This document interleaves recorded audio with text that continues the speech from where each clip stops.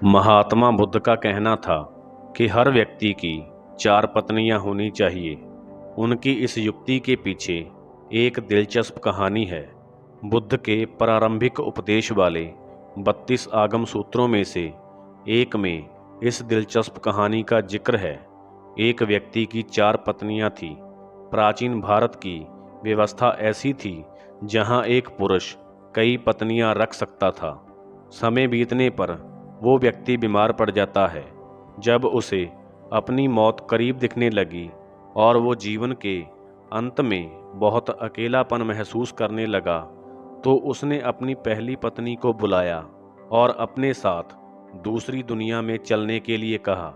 उस व्यक्ति ने अपनी पहली पत्नी से कहा, मेरी प्यारी पत्नी, मैंने तुम्हें बहुत प्यार किया, जीवन भर तुम्हारा ख्याल रखा।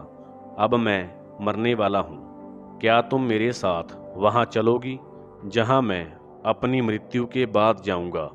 उस व्यक्ति को पूरी उम्मीद थी कि उसकी पहली पत्नी का जवाब हाँ ही होगा, लेकिन उसकी पत्नी ने कहा, मेरे प्यारे पति, मुझे पता है कि आप हमेशा मुझसे बहुत प्यार करते थे और अब आपका अंत करीब है। ऐसे में अब आपसे अलग होने का समय आ गया है। मेरे प्यारे पति, अलविदा। इसके बाद उस व्यक्ति ने अपनी दूसरी पत्नी को बुलाया और मौत के बाद के सफ़र पर साथ चलने की विनती की। उसने अपनी दूसरी पत्नी से कहा, मेरी प्यारी पत्नी, तुम जानती हो कि मैंने तुमसे कितना प्यार किया है। कभी कभी मुझे बहुत डर लगता था कि तुम मुझे छोड़ दोगी, लेकिन मैंने तुम्हें दृढ़ता से थामे रखा। हे प्रिय, मेरे साथ दूसरे सफ़र पर चलो। दूसरी पत्नी ने कहा, प्रिय पति, आपकी पहली पत्नी ने आपकी मृत्यु के बाद आपका साथ देने से इनकार कर दिया, तो फिर मैं भला आपके साथ कैसे जा सकती हूँ? आपने तो मुझे केवल अपने स्वार्थ के लिए प्यार किया है। दूसरी पत्नी का ये जवाब सुनकर उस निराश व्यक्ति ने मृत्युशैया पर लेटे हुए अपनी तीसरी पत्नी को बुलाया और उसे भी अपने साथ दूसरी दुनिया में चलने के लिए कहा। तीसरी पत्नी ने आंखों में आंसू भरकर कहा, मेरे प्रिय पति, मुझे आप पर दया आ रही है और अपने लिए दुख हो रहा है, इसलिए मैं अंतिम संस्कार तक आपके साथ रहूंगी। इस तरह तीसरी पत्नी ने भी उसके साथ चलने से इनकार कर दिया।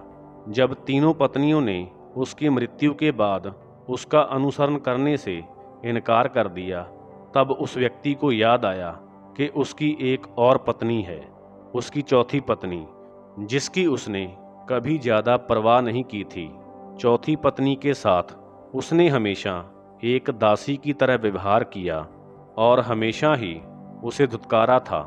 उस व्यक्ति ने सोचा कि अगर वो अपनी चौथी पत्नी को अंतिम सफ़र पर साथ चलने के लिए कहता है, तो वो निश्चित रूप से मना कर देगी। लेकिन वो व्यक्ति इतना ज़्यादा डरा हुआ था और अकेलापन महसूस कर रहा था कि उसने अपनी चौथी पत्नी से भी दूसरी दुनिया में साथ चलने की गुजारिश की। चौथी पत्नी ने अपने पति के अनुरोध को तुरंत स्वीकार कर लिया। पति के अनुरोध करने पर चौथी पत्नी ने कहा, मेरे प्यारे पति, मैं तुम्हारे साथ जाऊंगी। कुछ भी हो जाए, मैं हमेशा आपके साथ रहने के लिए दृढ़ संकल्पित हूँ। मैं आपसे कभी भी अलग नहीं हो सकती। ये कहानी एक आदमी और उसकी 4 पत्नियों की है। गौतम बुद्ध ने अपनी कहानी समाप्त करते हुए कहा, प्रत्येक पुरुष और महिला की 4 पत्नियां या 4 पति होते हैं और हर एक का एक खास मतलब होता है। पहली पत्नी या साथी हमारा शरीर होता है, जिसे हम दिन रात प्यार करते हैं। सुबह के समय हम अपना चेहरा धोते हैं, कपड़े और जूते पहनते हैं, हम अपने शरीर को भोजन देते हैं। पहली पत्नी की तरह ही हम अपने शरीर का ख्याल रखते हैं, लेकिन दुर्भाग्य से जीवन के अंत में शरीर यानी पहली पत्नी हमें अगली दुनिया में नहीं ले जा सकती है। महात्मा बुद्ध ने कहा, जब अंतिम सांस हमारे शरीर को छोड़ देती है, तो चेहरे का रंग बदल जाता है और हम अपने उज्जवल जीवन को खो देते हैं। हमारे प्रियजन इकट्ठा होकर विलाप करते हैं, रोते हैं, लेकिन इसका कोई भी फायदा नहीं होता। ऐसे समय में शरीर को अंतिम संस्कार के लिए एक खुले मैदान में रख दिया जाता है और सिर्फ राख बचती है। ये हमारे शरीर का गंतव्य है।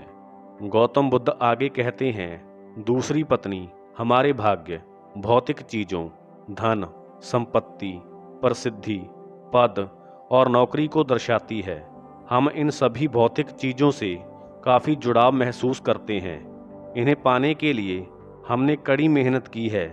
हम इन चीज़ों को खोने से डरते हैं और बहुत कुछ पाने की इच्छा रखते हैं, लेकिन इनकी कोई भी सीमा नहीं है और ये चीज़ें मृत्यु तक हमारा पीछा करती हैं।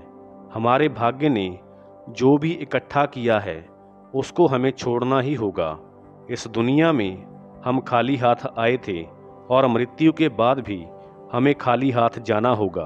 अपनी मृत्यु के बाद हम अपना भाग्य पकड़ कर नहीं रख सकते। जैसे दूसरी पत्नी ने अपने पति से कहा था कि तुम सिर्फ अपने स्वार्थ के लिए मुझे अपने साथ रखते थे और अब अलविदा कहने का समय आ गया है। बुद्ध कहते हैं, तीसरी पत्नी का अर्थ हमारे रिश्तेदारों से है। ये हमारे माता पिता, भाई बहन, सभी दोस्तों और समाज की तरह है। वो आंखों में आंसू लिए हमारे साथ शमशान घाट तक ही आ सकते हैं। वो हमारे लिए दुखी हो सकते हैं, उदास हो सकते हैं, लेकिन हम अपने शरीर, भाग्य और समाज पर निर्भर नहीं रह सकते। हम अकेले आते हैं और अकेले ही इस दुनिया से जाते हैं। मृत्यु के बाद कोई भी हमारा साथ नहीं देता।